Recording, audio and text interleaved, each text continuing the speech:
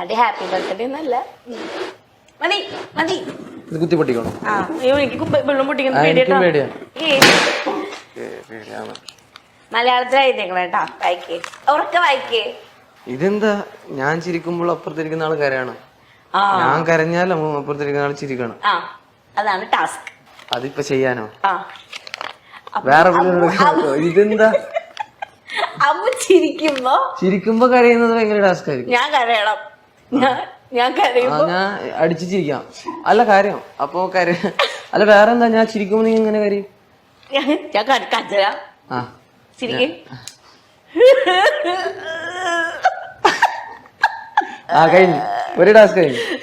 ഇത് ഞാൻ ചിരിക്കും. ഇനി ഓക്കെ, ഞാൻ കരയുമ്പോ നീ ചിരിക്കണം അല്ലേ? ആ കരയേ. ചിരിച്ച് കഴിഞ്ഞു. ഞാൻ ചിരിക്കും, നീ കരയണം. ഞാൻ കരഞ്ഞ്. എവിടെ? ഇതാണോ കരച്ചില്ലേ? നീ ചിരിച്ചില്ലേ? കരയുമ്പോ തന്നെ ചിരിച്ചില്ലേ? തുടങ്ങുമ്പോ തന്നെ ചിരിച്ചില്ലേ? ഇല്ല ഇല്ല, കരയേ കരയേ. തിരിച്ചു തരാൻ പോകണം എനിക്ക്. അതെ അതെ, ഈ ടാസ്ക്. ഓക്കെ, എനിക്ക് ബലൂണ കുത്തി വീർപ്പിച്ച് പേടിയാണ് പൊട്ടിക്കാൻ.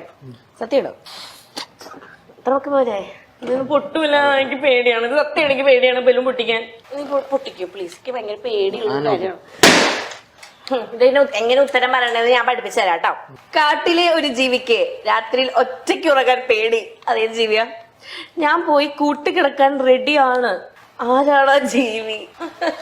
വളരെ സിമ്പിൾ ആയ ഒരു ക്വസ്റ്റ്യൻ ആണ്. നിങ്ങൾ എന്റെ അടുത്ത് ചോദിക്കാണോ? അല്ല, ഇത് എന്റെ ക്വസ്റ്റ്യൻ ആണ്. നിങ്ങൾക്ക് എന്നുള്ള ക്വസ്റ്റ്യൻ അല്ലേ?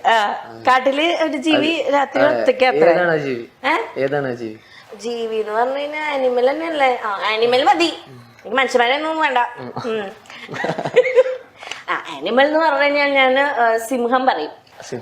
ബിക്കോസ് ഞാനൊരു സിംഹക്കുട്ടിയാന്ന് എല്ലാവരും എന്നോട് പറയാറുണ്ട്. സിംഹം വിചാരിച്ചാലോ ഞാൻ വരുമ്പോ സിംഹക്കുട്ടി എന്റെ കുട്ടിയല്ലേ. ചിരിക്കണോ? ഇങ്ങനെയൊക്കെയാണ് ആക്ടിങ് പഠിക്കുക.